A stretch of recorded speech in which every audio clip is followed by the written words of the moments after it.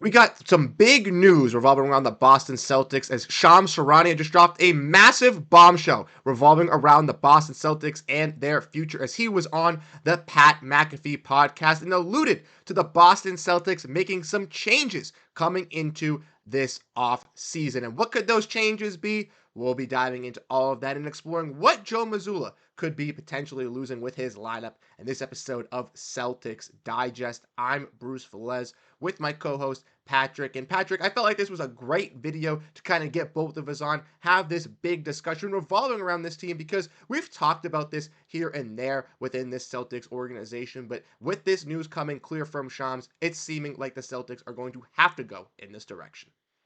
Yeah, talk about a bombshell drop, right? We just won the first round of the playoffs, and here we go with some trade news already. I mean, they just can't get enough of talking about the Boston Celtics and what it's going to look like going forward with that huge salary cap that the Celtics Yes. have. So it's really going to get interesting if we really start to think about it in the offseason.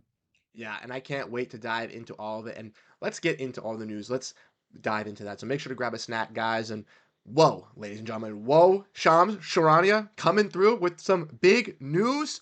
Yeah, we're talking about that big bombshell that he just dropped in referring to the Boston Celtics as we saw him on the Pat McAfee show today. And Boston Connor asked him a little bit about the Boston Celtics following this round one win. And Patrick, you kind of mentioned it right there.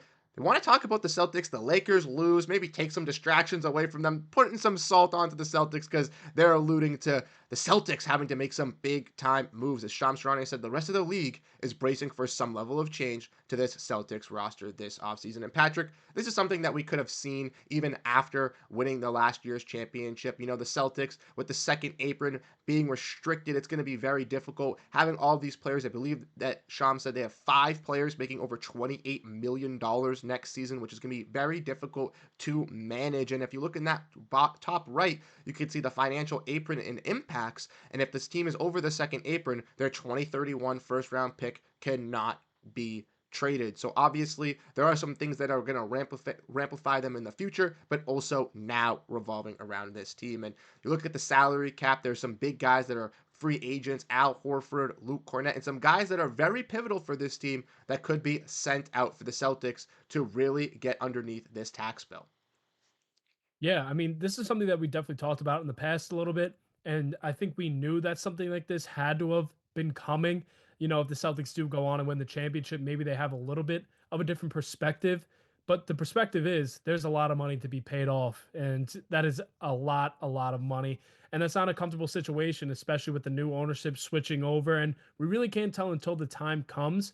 But there is a lot of moves to be made. I mean, this is why the Celtics, you go on and win a championship and you really got to work in the draft. And Brad is really good at working the draft as the Celtics have 2 pretty good picks this year, especially for a team that they are being able to get an early second rounder and that late first rounder as well, which is definitely huge for the salary cap, as well as a lot of teams are probably going to be looking to move up. But if not, they get a lot of good talent late in the draft, especially with that early second round draft pick. It's almost as if it's a first round pick. It's that second pick in the second round.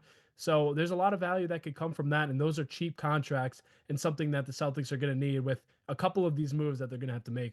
Yeah, you mentioned building through the draft. The Celtics have kind of done that over these last couple years. Even if standout guys like Baylor Scheinman, Jordan Walsh haven't really cracked that rotation yet, haven't really been able to give their identity to the Celtics fans. They have been solid in the roles that they have presented so far for the team in sporadic minutes and so far in the G League. But not only just that, Brad Stevens has done his homework, finding, those hidden gems like the Namus Quedas, the J.D. Davidsons that have grown and been those potential Brewers as well from two-way contracts to standardized deals. So he definitely has that knack to find that talent, and I definitely trust him going to this draft with those 2 picks. You mentioned that early second round pick is definitely going to be pivotal for the Boston Celtics, and possibly even packaging both to move up even into the draft to get one solidified player to maybe crack their rotation if they got to make some more moves. But Patrick, obviously discussing all of this, who's going to be gone, right? We don't necessarily know an exact person, but there are some inklings and some potential names being thrown around. So I want to know your thoughts down below in the comment section, but let's get into the next part here, which is kind of discussing the first domino to fall for this Boston Celtics team as like we kind of discussed, right? This team strapped up into the salary cap, have free agents in Al Horford and Luke Kornet, two very pivotal pieces in that front court as well. And there's this tweet here from Bobby Manning that I want to get into, a Celtics reporter who kind of dove into what his analysis was. And I kind of agree with this, where he's saying Peyton Pritchard, he think, is ready to start for this Celtics team. Al Horford is clearly still capable of starting, and he thinks Luke Kornet and Baylor Shireman have shown that they can potentially do more for this Celtics team. He's not 100% certain on how some of the other big money numbers are on the Celtics roster will be able to move this summer, but it is clear that it will, and that he said that this team is going to build through Tatum, build through Brown. We also had another tweet from Alex over here talking about Derrick White, saying he agrees with that, and I kind of resonate with that. I think that those three guys will be kind of solidified with this Celtics core. But if Peyton Pritchard is ready to start, if Al Horford's still ready to be that guy, could we see the likes of a guy like Jrue Holiday or Kristaps Porziņģis be that first one to go? Yeah, I think that that's the route that really makes sense. As Celtics fans, I think we know that Jayson Tatum's definitely not going anywhere. We've talked a lot about Jaylen Brown possibly getting moved, but I think Derrick White also is one to end that conversation that would not be someone that's getting touched. And with Peyton Pritchard also getting that extension, I mean, they see him as a long-term point guard. So there's a lot of room that's not left for a lot of these guys. And I think Porzingis and Jrue Holiday definitely bring in a lot of, interest from a lot of people from the league, as they are some top tier players. Jrue Holiday still got some life in him. Kristaps Porziņģis, I think, coming to the Celtics really changed his career for the better and added a lot of value to him. But there's a couple of the guys on the end of the bench that I think could be in some trade packages that really haven't been able to pan out too well, maybe like a Jordan Walsh or even Xavier Tillman as well, a couple of those guys. But I think that the Celtics are probably going to move in that direction of a Porzingis and Jrue Holiday to where they could get some good capital coming back to them and get some valued veterans as well that really doesn't take them out of contention of a championship, but it's really more of like a retool and we're still kind of going at it.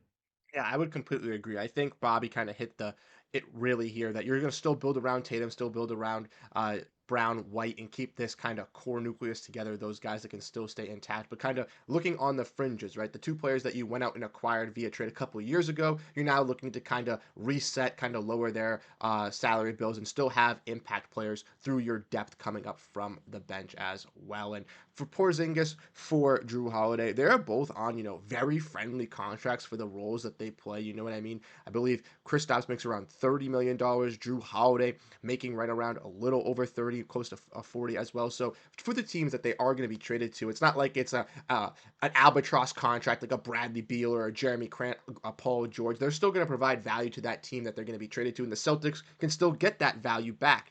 Like Bobby mentioned, if you're going to promote Peyton Pritchard to that starting guard, I still think that you need some defensive pressure at that point guard position, right? So maybe investing that in the draft, in free agency, maybe in a Jrue Holiday trade where you're trading Jrue Holiday and still getting a primary defender back at that guard position to come off the bench if you're going to start Pritchard. And I still think that even if they look to trade Porzingis as well, there'll still be some holes that they'll look to fill in that big man group by bringing back guys like Luke Kornet, Al Horford, or potentially even signing another big man as well. Yeah, I totally agree with that. I mean, they are not going to let Al Horford, I feel like, kind of go away. I think Mm-hmm. they really want him to finish the career here, and it's really just up to him on what he wants to do. I mean, he's capable of starting games, like it was said. So, I mean, he could definitely fill into that role, but it'd be a little bit of a small lineup if you think about Peyton Pritchard hopping into that starting lineup with a Derrick White, Brown, Tatum, and then you got Horford. But if they go out and sign Cornette back, maybe he kind of works his way into that starting lineup as well. But then Bruce, you kind of got to look at a guy like Sam Hauser as well going into free agency. I think he's going to get a lot of looks, so it might be tough for a guy like him to kind of get back to the Celtics. I'm sure he really would like to, but I mean, there's only so much money that they could work with all these different tiers and aprons that are going on in the NBA nowadays. So it's definitely really tough. But that's why we get guys like Baylor Shireman, who's able to kind of be an older guy, rookie contract, so you're cheap and he can fill in on a good role. So I think that's kind of like what the Celtics are going to do. If they end up going with their draft picks, those later rounds or for those veteran guys that really establish themselves in college that can make an easy transition into the NBA as they are going to be stronger. I mean, 22, 23 years old now. Maybe in a couple years they'll be 26, 27 coming into the draft, so that'll fall in their favor even more.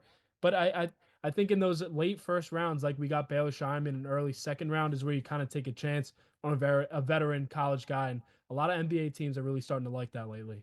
Yeah, and with the draft also getting less and less people going into it with this season having one of the smaller production draft classes this year, I definitely could see that happening with the Boston Celtics, investing in some of those older guys, really tapping into that potential and hoping that they can translate and bring that role to the Celtics on an immediate impact. You brought up Sam Hauser as well, the Baylor Shireman connection. He's someone that if he sees some increased role with the Celtics or has that potential to have that increased role, maybe they look to move off Sam Hauser as well. But like Sham said, I think there's going to be changes coming with this Celtics team. There'll be, it's not going to be a Jayson Tatum home run trade, a Jaylen Brown trade, but stuff will be happening, right? This team is not going to be able to self-sustain itself for a couple of seasons, paying $500 million a year to keep it above the luxury tax. And unfortunately, that's the sad thing, but hopefully they can still bring us a championship this season, and then we can worry about this after. But I want to thank you guys so much for tuning in to this video here on Celtics Digest.